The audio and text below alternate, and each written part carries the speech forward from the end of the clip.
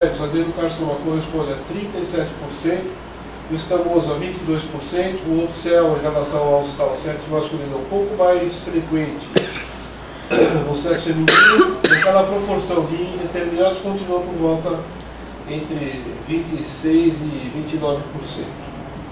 Então, mostrando que existe uma diferença em relação ao sexo, correlacionando com o tipo histológico. O que é importante, nós temos um número muito grande de pacientes não fumantes no sexo feminino. Se nós formos estudar o sexo, o tabagismo em relação ao sexo, nós vamos ver que entre as mulheres não fumantes correspondem a 25% da nossa população e homens não fumantes a 6%. Então, pode ser que essa diferença entre adenocarcinoma e carcinoma espinocelular seja por conta desse número de mulheres que não fumam e que têm adenocarcinoma. Só que o que está chamando a atenção é que o número de mulheres com câncer de pulmão e com adenocarcinoma está aumentando ao que era no passado. Então isso talvez sugira que nós tenhamos outros fatores etiológicos que não o tabagismo interferindo na etiopatogenia do câncer de pulmão. Então está aumentando a adenocarcinoma no sexo masculino e está aumentando muito mais no sexo feminino. Então tem que se estudar algumas preposições. Por exemplo, tabagismo passivo em mulheres, poluição atmosférica para os dois sexos, fatores eventualmente hormonais no sexo feminino. Quer dizer, essas coisas são coisas que estão começando a aparecer em discussão, quando na realidade ainda ninguém tem um panorama específico em relação a explicar essas diferenças. Bom, então, resultado de pacientes não fumantes na nossa população. Então, dentre o total, nós temos 12% de pacientes que não são fumantes, que corresponde a 70% para o sexo feminino e 29% para o sexo masculino. Só que, na hora que a gente joga esses dados aqui na população em geral, aí é que a gente vê 25% não fumantes no feminino, 6% de não fumantes no masculino. Em relação ao tipo histológico, então nós vemos que para todas as faixas etárias divididas de 10 em 10 anos, sempre o sexo feminino vai predominar sobre o sexo masculino em azul. Em relação ao tipo histológico, também nós vemos aqui, em pacientes não fumantes, adenocarcinoma estourado correspondendo a 58%, carcinoma de células escamosas, 11%. Todo mundo fala que o carcinoma diferenciado de células pequenas é o tumor que mais está relacionado com o tabagismo. Então nós temos em pacientes não fumantes, carcinoma diferenciado de células pequenas, 4,2% de pacientes. Então é possível nós termos um céu de pulmão em pacientes não fumantes. Bom, então o problema dos carcinomas indeterminados. Então será que o carcinoma indeterminado terá o maior número de pacientes com adenocarcinoma que a gente não está computando nas nossas estatísticas? Então o adenocarcinoma na nossa população realmente, como é nos Estados Unidos, seria o tipo histológico predominante estourado. Então, lógico que é uma amostra pequena, mas os dados em relação a carcinomas indeterminados, então carcinomas analisados pela hematoxilina e eosina só. Então, em 914 ocasiões, o patologista não foi capaz de determinar se aquele material correspondia ao adenocarcinoma ou a um carcinoma espinocelular. Então, ele considerou como um tipo histológico indeterminado, correspondendo então a 24% da nossa população. Deste grupo, nós separamos aleatoriamente por motivos diversos 72 amostras que foram estudadas com relação à imunistoquímica. Então, 43 dessas amostras eram homens e 19 das amostras eram mulheres. E o interessante é que, aí sim, na imunistoquímica você consegue determinar qual é, na realidade, o tipo histológico. Só que o que chamou a atenção, olha só que interessante. No adenocarcinoma, 68% das mulheres, 68% das amostras eram adenocarcinoma. Tá? Então, a conclusão é, continua aquela tendência. Mulher estourando adenocarcinoma, carcinoma espinocelular 21%, carcinomas neuroendócrinos 10%. No masculino, onde predomina o carcinoma escamoso, então nos carcinomas indiferenciados ou indeterminados do sexo masculino, olha que interessante, não tem adenocarcinoma, tanto adenocarcinoma escondido. Então nós temos 41%, quase 42% de tumores escamosos nesse grupo de indeterminados, o adenocarcinoma com 39%, neuroendócrinos com quase 5%, indiferenciado de grandes células 7% e outros tumores 7%. E outros tumores, a importância da imunistoquímica. Nós tivemos um linfoma primário de pulmão diagnosticado como carcinoma diferenciado, que era um linfoma da imunistoquímica. Então, coisa assim, é possível pela imunistoquímica se determinarem outros tipos de neoplasia que não carcinoma broncogênico. Então, é extremamente necessário para pacientes portadores de câncer de pulmão o uso da imunistoquímica nesses casos. E a conclusão é a seguinte, que mesmo que eu tivesse o diagnóstico histopatológico em todos os pacientes, o adenocarcinoma seria predominante no sexo feminino, o carcinoma espinocelular continuaria predominante no sexo masculino, e talvez na somatória dos dois, os tipos histológicos se equilibrassem, talvez com muito pouca preponderância de algum deles. Então, na nossa população, o que está acontecendo é isso aqui.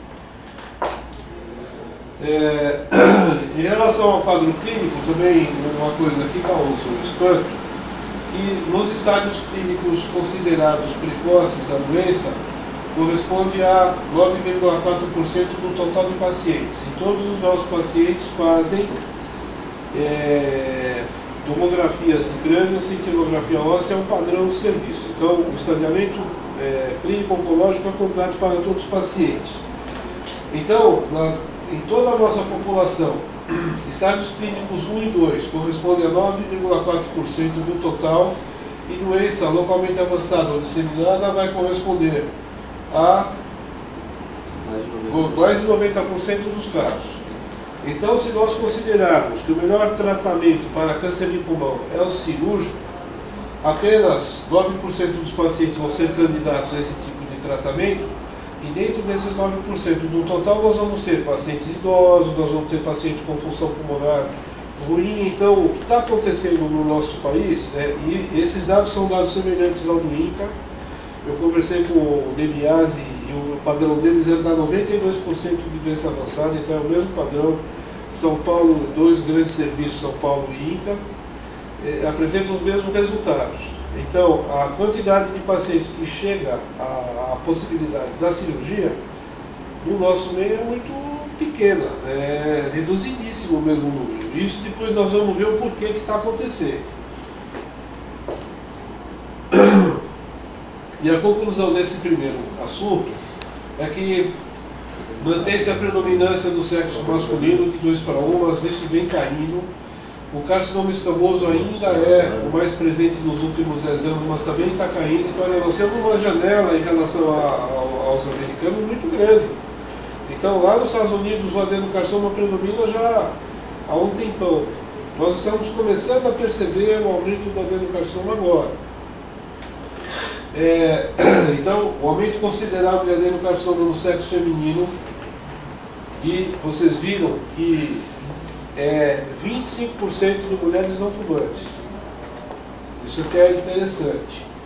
Carcinoma diferenciado de células pequenas vem diminuindo progressivamente. Quando eles falavam entre 20% e 25%, as minhas estatísticas diziam que era 13%. Agora está se falando em 15% e os meus dados estão dizendo que é 10%. Então a conclusão é que o carcinoma diferenciado de células pequenas continua caindo a sua incidência, a sua frequência. A doença considerada disseminada localmente avançada, 90%, e o diagnóstico, que é a conclusão em fases precoces da doença, tem que ser uma questão de honra para cada pneumologista que nós temos que considerar que é o primeiro especialista que vai pegar um paciente com suspeita de câncer de pulmão. E nós temos visto os residentes da Santa Casa são testemunhas dos absurdos que nós estamos vendo no dia a dia nos nossos centros onde nós atuamos. Então esse é o primeiro trabalho. O segundo trabalho foi apresentado então em 2006 no Congresso de Fortaleza, onde ele enfoca a demora no diagnóstico clínico de um câncer de pulmão e questiona se essa demora depende do médico, depende do sistema de saúde ou depende do paciente. Tá? Aqui nós temos a Flora, a Sueli participando e a filha do Pedro Bess também nos ajudou a fazer esse trabalho. É um estudo prospectivo com informações voluntárias fornecidas por 372 pacientes com câncer de pulmão confirmado, admitidos em hospital de referência. Bom, e o gráfico 1 determina em quantos dias o paciente demora para procurar o primeiro serviço médico assim que os seus sintomas começam. Então, no Brasil é fácil ir no médico. Eu tive a oportunidade de fazer um trabalho levantando esses dados, onde o que me chamou mais a atenção foi na Rússia. Na Rússia, uma consulta médica para o paciente ir pela primeira vez ao médico demorava, por exemplo, 4 meses. Só que o diagnóstico da doença acontecia em 10 dias, 15 dias. Né? Aqui nós temos o inverso que vocês vão ver. É fácil no médico. 29% dos pacientes eles são atendidos pela primeira vez dentro de 7 dias a partir do início dos sintomas. Numa análise acumulativa, 61% dos pacientes dentro dos primeiros 30 dias e 81% dentro dos primeiros 90. Então, podemos dizer que 19% dos pacientes seriam responsáveis pelo retardo no seu diagnóstico. Eles estão sentindo, têm um sintoma e eles não procuram por qualquer razão o serviço médico. Então, até 90 dias, 80% dos pacientes conseguem chegar à rede pública ou serviço assistencial. Em relação aos primeiros sintomas apresentados, então, 32% de espineia, primeiro sintoma, a causa, o sintoma que obrigou esse paciente a procurar o médico pela primeira vez. 31% tosse, dor torácica 16% e hemoptise ou hemoptôicos 13%, que é mais ou menos o padrão de queixa clínica para pacientes com câncer de pulmão. O primeiro diagnóstico obtido por esse paciente durante esse primeiro atendimento, só em 21% das ocasiões o médico suspeita de uma neoplasia. E a gente sabe que suspeita ou porque ele é claro com o paciente ou porque ele pede exames que levem a confirmar o diagnóstico. Tá? Mas 28% dos pacientes são tratados como se tivessem pneumonia, 12% dos pacientes como tuberculose e outros diagnósticos, até resfriado, 7%, bronquite, mais 5%. Quer dizer, então, existe uma variedade de diagnósticos, inclusive problemas ortopédicos, né? Dor, por exemplo. Então, o indivíduo chega com uma dor torácica é interpretado como um problema ortopédico e tratado como tal. Então, mas os 3 principais diagnósticos são câncer, pneumonia e tuberculose.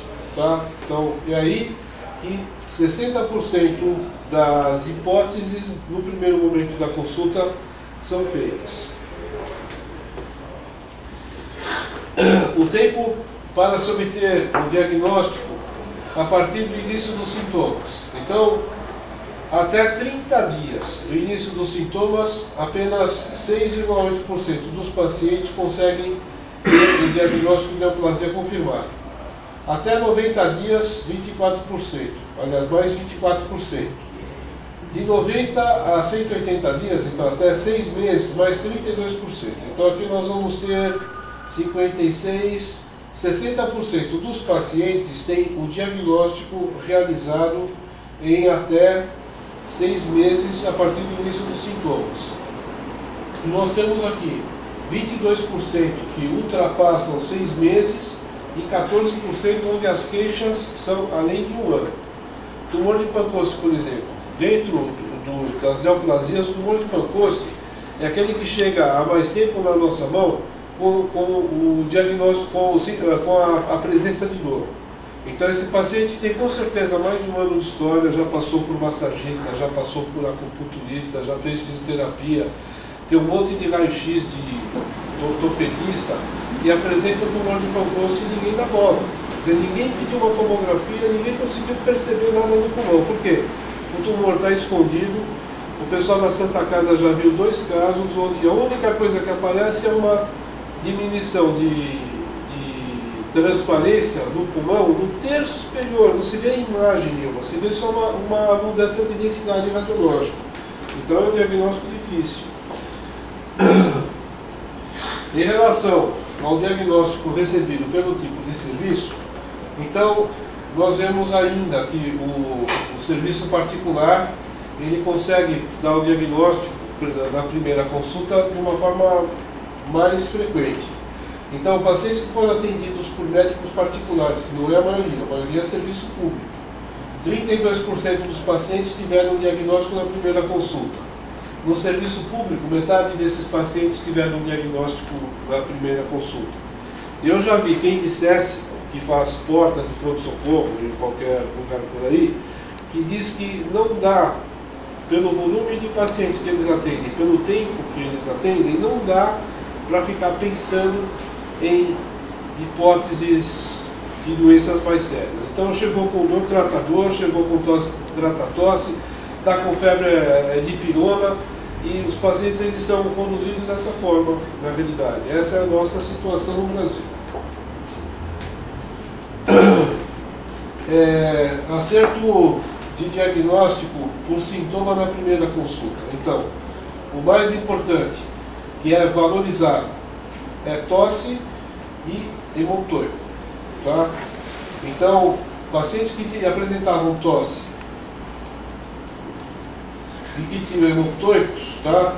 Tiveram mais frequentemente o seu diagnóstico de neoplasia reconhecido na primeira consulta do que quem apresentava dispneia e dor torácica.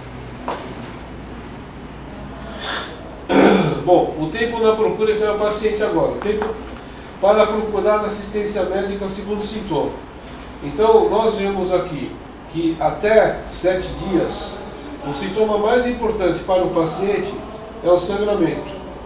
Tá? Então, se o paciente apresentar hemoptôico, ele com certeza vai procurar o médico muito mais depressa do que se ele tivesse dor torácica, dispneia ou tosse.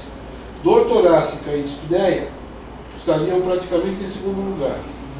Se nós pensarmos então no período de até 1 mês do início dos sintomas, nós vemos que a dispneia acaba sendo um sintoma também bastante importante que chama a atenção, que obriga o paciente a procurar assistência médica, tá? Mas praticamente está no mesmo nível da hemoptise. Então, só chamar a atenção que sangramento da árvore brônquica é fator de procura do médico logo na primeira semana do início dos sintomas. Bom, em relação a receber o diagnóstico, então a partir do primeiro início dos sintomas, então aí já é o médico. O médico também ele está mais alerta quando a queixa é hemoptise. Então, o diagnóstico até 30 dias, hemoptise e dispneia, são os 2 sintomas que fazem o médico diagnosticar mais rapidamente a presença de uma neoplasia de pulmão.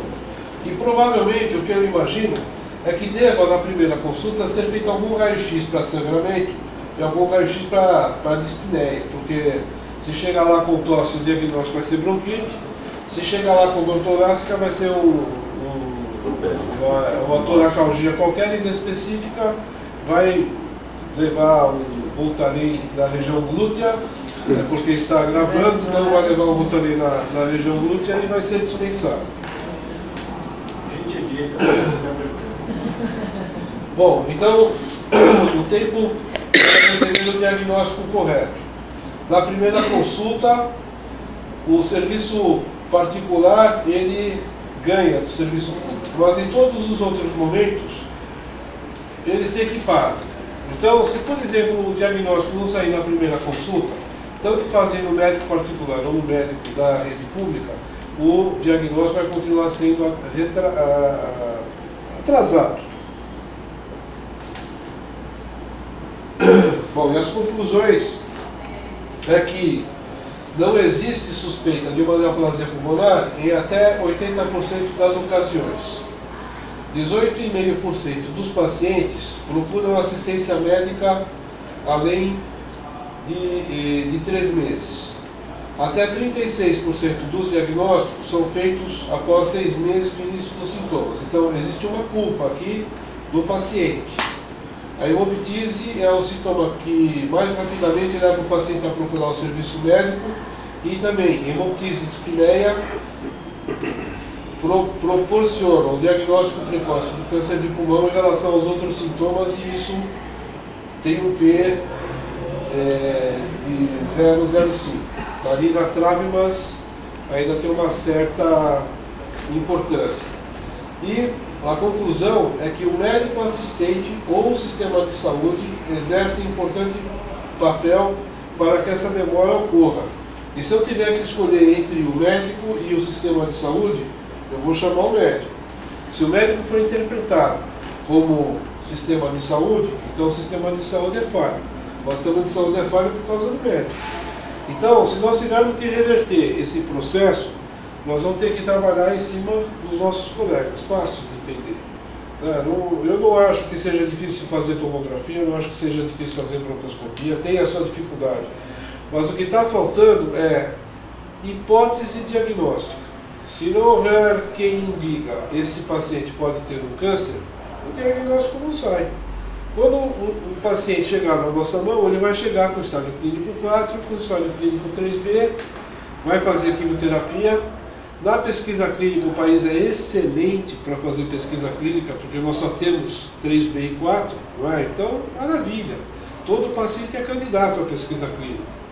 Mas nós não estamos fazendo nada em relação aos nossos pacientes. E nós não estamos exercendo aquilo que nós fomos preparados para realizar. Então é essa a conclusão final.